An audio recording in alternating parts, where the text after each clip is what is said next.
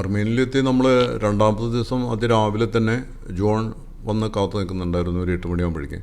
അപ്പോൾ നമ്മളിങ്ങനെ യാത്ര ചെയ്തുകൊണ്ടിരിക്കുകയാണ്. അർമേനിയയിൽ നിന്ന് ഏകദേശം 65 കിലോമീറ്റർ യാത്ര ചെയ്ത് കഴിഞ്ഞാൽ അവിടുത്തെ പ്രധാന ആകർഷണമായിട്ടുള്ള സെവാൻ ലേക്കിലേക്ക് നമ്മൾ എത്തിച്ചേരാം. സെവാൻ ലേക്കിനെ കുറിച്ച് നമ്മൾ പറഞ്ഞല്ലോ, ലോകത്തിലെ തന്നെ ഏറ്റവും ഉയർന്ന ആൾട്ടിറ്റ്യൂഡിൽ സ്ഥിതി ചെയ്യുന്ന ഒരു തടാകമാണിത്. അപ്പോൾ ഈ തടാകം ശുദ്ധജല തടാകമാണ്. കാരണം ഇവിടെ കടലില്ല. ഇതാണ്, അതുകൊണ്ട് തന്നെ ഇവർ പേൾ ഓഫ് ആർമേനിയ എന്നാണ് ഇതിന് പറയണത്. ഇതിനെയാണ് ആശ്രയിച്ചിട്ട് ഇവർ കാര്യങ്ങൾ മുന്നോട്ട് പോകുന്നത്. ഇത് അർമേനിയയുടെ കുറേ ഗ്രാമങ്ങൾ ഇനിയിപ്പോൾ കണ്ടു തുടങ്ങുന്നു.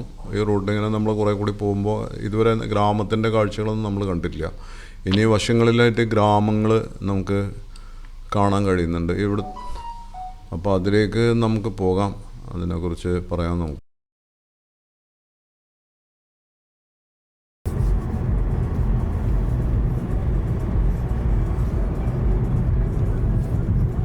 മിക്കവാറും ഒരു ബെഡ്റൂം, ഒരു കിച്ചൺ, ഒരു ഹാള്, അങ്ങനെയൊക്കെയുള്ള ഒരു സംവിധാനങ്ങളാണ് ഇവർ ചെയ്യുന്നതെന്നാണ് ജോൺ പറഞ്ഞത്. ചെറിയ ചെറിയ വീടുകളാണ്.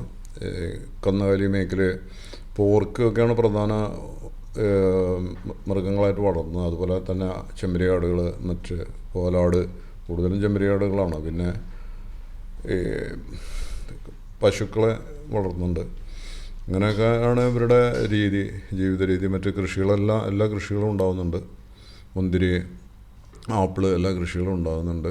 ഗ്രീൻ ആപ്പിളാണ് കൂടുതലും കാണുന്നത്. പിന്നെ ഇവരാണെങ്കിൽ നഗരങ്ങളിലാണെങ്കിൽ ഫ്ലാറ്റുകളിൽ താമസിക്കുന്നത്. വീടിന് വേണ്ടി അധികം കാശ് ചിലവാക്കുന്നില്ല ഇവർ വളരെ സുന്ദരന്മാരുമായിട്ടുള്ള ആൾക്കാരാണെന്ന് നേരത്തെ പറഞ്ഞല്ലോ. പ്രത്യേകിച്ച് സ്ത്രീകൾ വളരെ സൗന്ദര്യമുള്ള സ്ത്രീകളാണ്. പലരും നമ്മുടെ നാട്ടിൽ നിന്നൊക്കെ പഠിക്കാനും ജോലിക്കൊക്കെ ചുരുക്കം വന്നിട്ട് അവിടുന്ന് കല്യാണം കഴിച്ച അങ്ങനെ ചില ആൾക്കാരൊക്കെ നമ്മൾ കണ്ടുമുട്ടി. ആ കാര്യം നമ്മൾ നേരത്തെ സൂചിപ്പിച്ചല്ലോ. അപ്പോൾ നമ്മൾ ലിഫ്റ്റിൽ നിന്ന് കണ്ടൊരു ഫാമിലി, അവർ പറഞ്ഞ എൻ്റെ ഒരു ലേഡിയാണ്. അവർ പറഞ്ഞ അമ്മ അവിടെയാണ്, എൻ്റെ അച്ഛൻ അവിടെ നിന്നാണ് കല്യാണം കഴിച്ചത്. അപ്പോൾ അമ്മ അവിടുത്തെ കാര്യമാണ്. അപ്പോൾ അമ്മയുണ്ട് ലിഫ്റ്റിൽ. ഞങ്ങളെ കണ്ടപ്പോൾ ഒരു വിഷമൊക്കെ പറഞ്ഞു. അങ്ങനെ കുറേ ആൾക്കാരുണ്ട് സൗന്ദര്യം കണ്ടിട്ട് കല്യാണം കഴിച്ചതെന്നാണ് അവർ പറയണത്. അപ്പോൾ ലാവിഷായിട്ടുള്ളൊരു ജീവിതമാണ്. അങ്ങനെ നാളേക്ക് എന്നുള്ളൊരു ഇതൊന്നുമില്ല ഈ യൂറോപ്യൻ ഒരു സംസ്കാരം തന്നെ. അപ്പോൾ നല്ല വസ്ത്രങ്ങൾ വാങ്ങിക്കുക, നല്ല ഭക്ഷണം, ഇതൊക്കെയാണ് അവരുടെ രീതി. വീടുകളൊക്കെ വളരെ ചെറുത്, ഒക്കെ ന്യൂക്ലിയർ ഫാമിലികളാണ് അധികം. പിന്നെ സാധനങ്ങളൊക്കെ അവിടുത്തെ സാധനങ്ങൾ ഞങ്ങൾ റോസിയ മാൾ, അത് റഷ്യൻ മാളാണ് സംഭവം. റോസിയ മാൾ എന്നാണ് എഴുതി വെച്ചിട്ടുള്ളത്. അവരങ്ങനെ പറയുന്നത്, റോസിയ എന്നാണ് പറയുന്നത്. അപ്പം അവിടെ ചെന്ന് നോക്കുമ്പോഴൊക്കെ സാധനത്തിനൊക്കെ ഭയങ്കര വില കൂടുതലാണ്. ദുബായിലൊക്കെ 76 രൂപയുള്ള ഒരു ജാക്കറ്റ്, വിൻ്റർ ജാക്കറ്റിന് അവിടെ 180-200 ദിറംസിന് തത്തുല്യമായിട്ടുള്ള 18,000 ദ്രാം, അതായത് അർമേനിയയിൽ ദ്രാം എന്നാണല്ലോ പറയുന്നത്, ഒക്കെയാണ് അതിൻ്റെ അവിടുത്തെ വില. അപ്പോൾ അവിടുത്തേർക്ക് വേറെ മാർഗ്ഗമില്ല. അവിടെ 15% അതിലും കൂടുതലൊക്കെ ടാക്സാണ്. ഇത്രയും ടാക്സ് ഉള്ളതുകൊണ്ട് ആ ടാക്സ് കൊടുത്തിട്ട് സാധനങ്ങൾ മേടിക്കുക എന്നുള്ളതാണ്. പിന്നെ മറ്റ് സാധനങ്ങൾ ഇപ്പോൾ ചൈനയിൽ നിന്നുള്ള, യു എയിലൊക്കെ ഉള്ള പോലെ ചൈനയിൽ നിന്നുള്ള, അതല്ലെങ്കിൽ ഇന്ത്യയിൽ നിന്നുള്ള മറ്റു രാജ്യങ്ങളിലെ സാധനങ്ങളൊന്നും അവിടെ അങ്ങനെ കാണുന്നില്ല.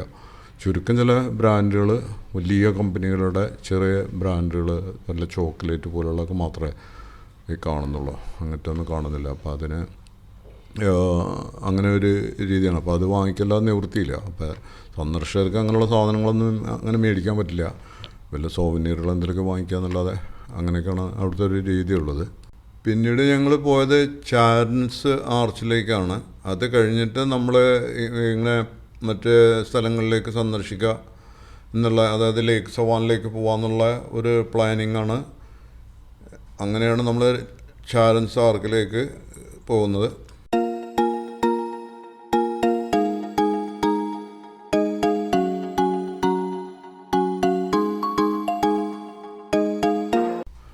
പ്രശസ്ത അർമേനിയൻ കവി യഗീഷ് ചാരൻസിന് അദ്ദേഹത്തിൻ്റെ പേരിൽ നിർമ്മിച്ച ഒരു നിർമ്മിതിയാണിത്.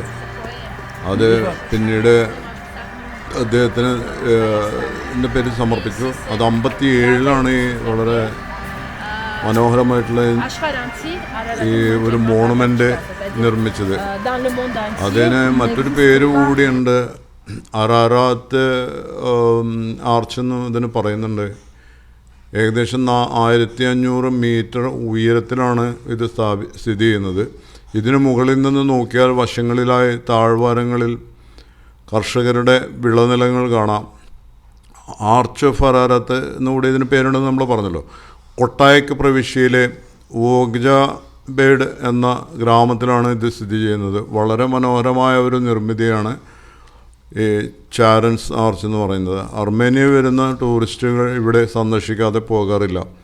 കമ്പിളി ഷാൽ, പട്ട്, മുത്ത്, പവിഴം തുടങ്ങിയ സാധനങ്ങളുമായി വാണിഭക്കാർ വളരെ സജീവമാണ്. അവരുടെ കച്ചവടത്തിൽ വില ഇത്തിരി കൂടുതലാണ്. അത് ടൂറിസ്റ്റ് സ്പോട്ടുകളിൽ പൊതുവെ ഇവിടെ സാധനങ്ങൾക്ക് വില കൂടുതലാണ്. പിന്നെ ഈ സോവനീറുകളൊക്കെ ഉണ്ട്, ഇവിടെ തന്നെയുള്ള ഉണ്ടാക്കുന്ന സോവനീർ, അതൊക്കെ മിക്കവാറും ഒരു മിതമായ വിലയാണുള്ളത്. പിന്നെ മറ്റ് ഫ്രൂട്ടും ജ്യൂസും കാര്യങ്ങളും ഒക്കെ അവിടെ വിൽക്കുന്നുണ്ട്. എന്നിരുന്നാലും കച്ചവടങ്ങൾ വളരെ സജീവമായിട്ട് നടക്കുന്നുണ്ട്.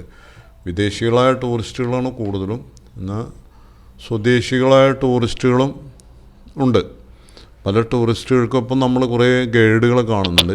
ചെറുപ്പക്കാരുടെ പെൺകുട്ടികളാണ് അധികം ഗൈഡുകളായിട്ട് പോകുന്നതായിട്ട് കാണുന്നത്. അവരിങ്ങനെ വിശദീകരിച്ചു കൊണ്ടിരിക്കും, ഓരോ കാര്യങ്ങൾ കാണിച്ചുകൊണ്ട്. ഇതൊക്കെയാണ് ഷാളുകളൊക്കെ ഇങ്ങനെ തൂക്കിയിട്ടിരിക്കുന്നത്, ഉണക്കാനിട്ട പോലെയാണ് ഇട്ടിരിക്കുന്നത്. തൊപ്പികൾ, അവിടുത്തെ തൊപ്പികൾ ഏകദേശം 5000-6000 ദ്രാമ് 8000 ദ്രാമൊക്കെയാണ് ഇതിന് വില പറയുന്നത്.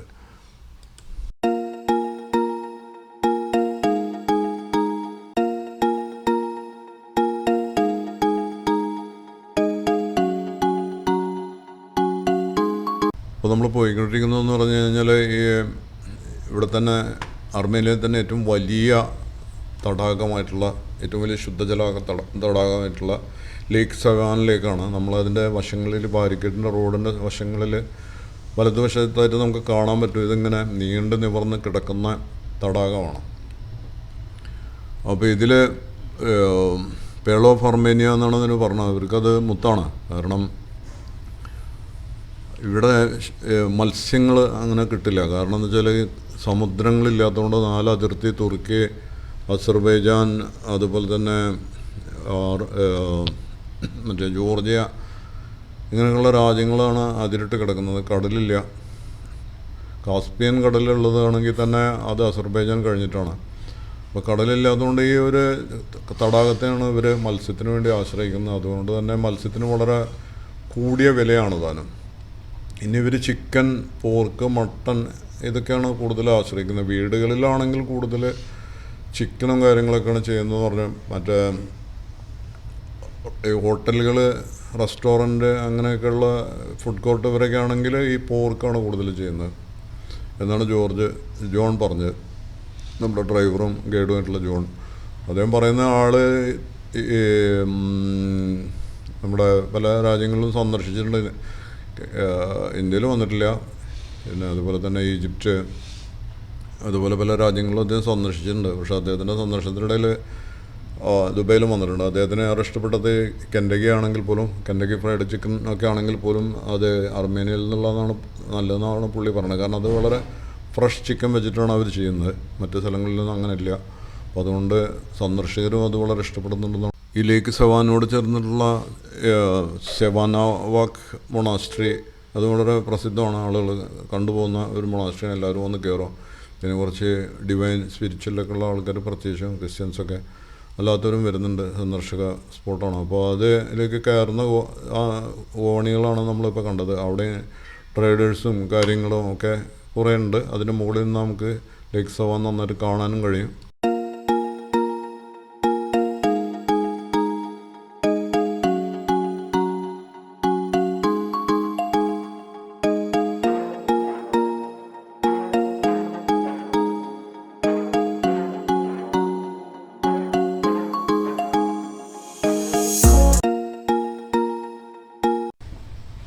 ഈ അർമേനിയയിൽ തന്നെ വളരെ പ്രധാനപ്പെട്ട ഗിഗാർഡ് മൊണാസ്ട്രിയാണ് ഇപ്പോൾ നമ്മൾ കണ്ടുപിടിക്കുന്നത്. ഗിഗാർഡ് മൊണാസ്ട്രി എന്ന് പറഞ്ഞാൽ മധ്യ കാലഘട്ടത്തിൽ നിർമ്മിച്ച ഒരു മൊണാസ്ട്രിയാണത്.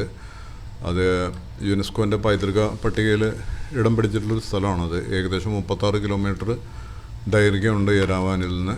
അത് പർവ്വതത്തിൻ്റെ ഒരു ഭാഗം കൊത്തി എടുത്ത് അങ്ങനെ ഈ ആശ്രമം ഉണ്ടാക്കിയെന്നാണ് പറയപ്പെടുന്നത്. അതിന് വളരെ ഇവരുടെ ഹിസ്റ്ററിയിൽ വളരെ പ്രാധാന്യമുണ്ട്. അപ്പോൾ ഇതൊക്കെയാണ് നമുക്കിതിൽ പറയാനുള്ളത്. അടുത്തതായിട്ട് നമ്മൾ സക്കാസൂറിനെ കുറിച്ചും മറ്റുമൊക്കെ പറയും. ഇത്രയൊക്കെയാണ്. ഇവർ വളരെ സൗഹൃദമായിട്ടുള്ള ആൾക്കാരാണ്. അവർ ഫോട്ടോ എടുത്ത് കൊടുക്കാൻ വേണ്ടി പറയുകയാണ്. അവരവരുടെ ഭാഷയിൽ എന്താ വിശേഷം എന്നൊക്കെ ചോദിച്ചു. ഇന്ത്യക്കാരാണെന്ന് പറഞ്ഞപ്പോൾ അവർക്ക് വളരെ സന്തോഷം പ്രകടിപ്പിച്ചു. വളരെ സൗഹൃദപരമായിട്ടുള്ള, ഞാൻ നേരത്തെ സൂചിപ്പിച്ച പോലെ തന്നെ നല്ല സുന്ദരികളും സുന്ദരന്മാരുമായിട്ടുള്ള ആൾക്കാരാണ്. റൂബ് പറഞ്ഞ പോലെ സ്ത്രീകൾ പ്രത്യേകിച്ചും വളരെ സൗന്ദര്യമുള്ള ആൾക്കാരാണ് ഇവിടെ. അതൊക്കെയാണ് നമുക്ക് ഇതിൽ പറയാനുള്ളത്. ദൈർഘ്യം കൂടാതിരിക്കാൻ വേണ്ടി അധികം നമ്മളിത് മുന്നോട്ട് കൊണ്ടുപോകുന്നില്ല.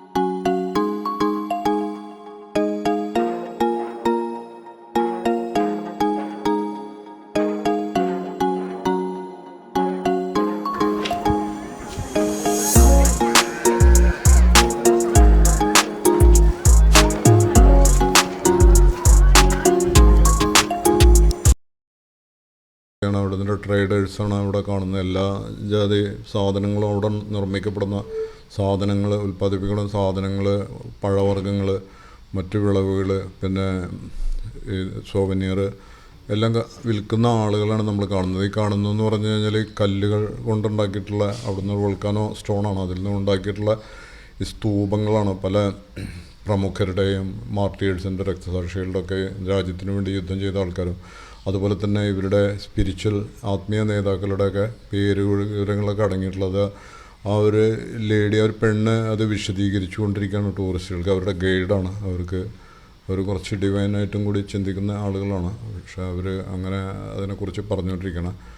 ഇതൊക്കെയാണ് ഇവിടെ നമുക്ക് പറയാനുള്ളത്. അടുത്തതെന്ന് പറഞ്ഞു കഴിഞ്ഞാൽ നമ്മൾ അടുത്ത ഡെസ്റ്റിനേഷൻ സക്കാസൂറാണ്. സക്കാസൂർ എന്ന് പറയുമ്പോൾ ഏകദേശം സക്കാസൂറിലേക്കുള്ള ദൂരം എന്ന് പറയുമ്പോൾ ഏകദേശം 55.8 കിലോമീറ്ററാണ് യെരേവാൻ എന്നുള്ളത്.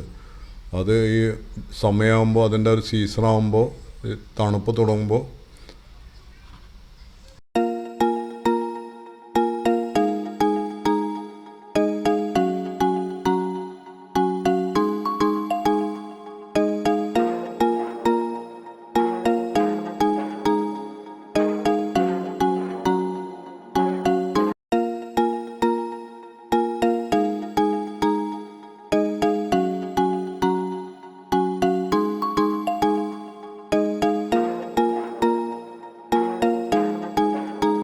സക്കാസൂറിൽ നിന്നുള്ള കാഴ്ചകളാണ് ഇപ്പോൾ നമ്മൾ കണ്ടുകൊണ്ടിരിക്കുന്നത്. ഇതിപ്പോൾ ഈ ഓട്ടം സീസൺ ആയതുകൊണ്ട് അതിപ്പോൾ പ്രവർത്തിക്കുന്നില്ല. അത് തണുപ്പ് കാലം ഒരു ചില്ലിങ് അവസ്ഥയിലേക്ക് വരുമ്പോൾ ഐസ് മൂടി കിടക്കും. ഇവിടെ ഐസ് മൂടി കിടക്കുമ്പോഴാണ് ഇവിടെ ആക്ടിവിറ്റീസ് തുടങ്ങുന്നത്. സ്പോർട്സ് ആക്ടിവിറ്റീസ്, സ്കീയിങ്, സ്കേറ്റിങ്, അതുപോലെ തന്നെ ഈ കേബിൾ കാർ സംവിധാനങ്ങളും എല്ലാം ഉണ്ട്. കേബിൾ കാർ ഇപ്പോഴും പ്രവർത്തിക്കുന്നുണ്ട്. പക്ഷേ സ്കീയിങ്, സ്കേറ്റിങ് അങ്ങനെയുള്ളതൊക്കെ അതിൻ്റെ സമയമാകുമ്പോൾ മാത്രമേ അത് പ്രവർത്തിച്ച് തുടങ്ങുള്ളൂ. അതായത് നവംബർ മുതൽ തുടങ്ങും. നവംബർ എൻഡ് മുതൽ ഡിസംബർ, ജനുവരി മുതൽ മാർച്ച് വരെ നീണ്ടുനിൽക്കുന്ന കാലഘട്ടത്തിൽ ഇവിടെ -15 ഡിഗ്രി വരെയൊക്കെ തണുപ്പ് ഉണ്ടാവുമെന്ന് പറഞ്ഞു. ഐസ് മൂടിക്കിടക്കും. ഈ ഒരു സമയത്താണ് ഇതിൻ്റെ അവിടുത്തെ ആക്ടിവിറ്റീസ് നടക്കുന്നത്. ഇപ്പോൾ വളരെ മനോഹരമായ കാഴ്ചകളാണ് ഈ പ്രദേശത്തൊക്കെ. ഈ ഇല പൊഴിയുന്ന തുടങ്ങുന്ന ആ ഒരു കാലഘട്ടത്തിൽ കളർ ചേഞ്ച് ഉണ്ടാവും. ഈ ഓട്ടം സീസണിൽ കളർ ചേഞ്ച് ഉണ്ടാവും. അതിൻ്റെ ഒരു മനോഹാരിത നമുക്ക് ഇവിടെ കാണാൻ കഴിയുന്നുണ്ട്. ഇതൊക്കെയാണ് നമുക്ക് സക്കാസൂറിനെ കുറിച്ച് പറയാനുള്ളത്. ഏകദേശം നമ്മൾ പറഞ്ഞല്ലോ ഒരു 55 കിലോമീറ്റർ, 55.8 കിലോമീറ്ററാണ് സക്കാസൂറിലേക്കുള്ള ദൂരം. ഇത് കഴിഞ്ഞ് വീഡിയോയുടെ ദൈർഘ്യം കൂടണമെന്ന് കരുതി നമ്മളിത് ഇവിടെ നിർത്താൻ പോവാണ്. അവസാനം നമ്മൾ താമസിക്കുന്ന ഹോട്ടൽ നാച്ചോ ഹോട്ടലാണ്. അവരുടെ ഹോട്ടലിനെ കുറിച്ച് ഹോട്ടലിൻ്റെ പടങ്ങളൊക്കെ ഒന്ന് കാണിക്കുക. അവരുടെ ഫുഡ്, ബ്രേക്ക്ഫാസ്റ്റൊക്കെ വളരെ സൂപ്പറായിട്ടുള്ള ബ്രേക്ക്ഫാസ്റ്റാണ്. പിന്നെ ഇന്ത്യൻ റെസ്റ്റോറൻ്റ് എന്ന് പറഞ്ഞാൽ വളരെ കുറവാണ്. ഇന്ത്യൻ റെസ്റ്റോറൻറ്റ് ഞങ്ങൾ കണ്ടത് യെരേവാനിലെ ഈ അബോവിയൻ സ്ട്രീറ്റിൽ ഒരു ഹോട്ടൽ മാത്രമാണ് നമ്മൾ കണ്ട ഒരു ഇന്ത്യൻ റെസ്റ്റോറൻറ്റ്. അവിടെ നല്ല ചാർജും ഈടാക്കുന്നുണ്ട് അവിടെ. ഇത്രയൊക്കെയാണ് ഇതിൽ പറയാനുള്ളത്.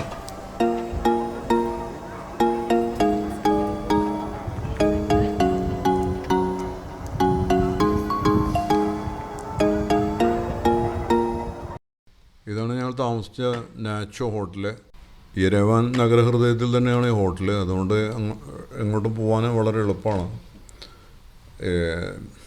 റിപ്പബ്ലിക് സ്ക്വയർ ആണെങ്കിലും അബോവയൻ സ്ട്രീറ്റ്, അതുപോലെ തന്നെ ഈ ഫാക്ടറികളൊക്കെ കാണുമ്പോൾ നമ്മുടെ എരേമൻ യൂണിവേഴ്സിറ്റി, പിന്നെ ഈ നോയെ, അതുപോലെ തന്നെ ആറാറാത്ത് ബ്രാൻഡി വൈൻ ഫാക്ടറീസ് ഒക്കെ കാണാൻ വളരെ എളുപ്പമാണ്. അതുപോലെ വലിയൊരു മാളാണ് റോസിയ മാൾ, അത് റഷ്യൻ മാൾ എന്ന് പറയുന്നത്. ഇതൊക്കെ നമുക്ക് വളരെ പോകാനും കാണാനൊക്കെ വളരെ നല്ലതായിരുന്നു. പിന്നെ ഇവരുടെ ആതിഥ്യ മര്യാദകളൊക്കെ വളരെ നല്ല ഇവരുടെ നല്ല പെരുമാറ്റങ്ങളും കാര്യങ്ങളും, റിസപ്ഷൻ്റെ ആളുകളും ഒക്കെ പെരുമാറ്റങ്ങളും കാര്യങ്ങളൊക്കെ വളരെ തന്നെ. അവർ ബ്രേക്ക്ഫാസ്റ്റാണ് കാണുന്നത്. ബ്രേക്ക്ഫാസ്റ്റ് നല്ല വളരെ വിഭവസമൃദ്ധമായിട്ടുള്ള ബ്രേക്ക്ഫാസ്റ്റാണ്.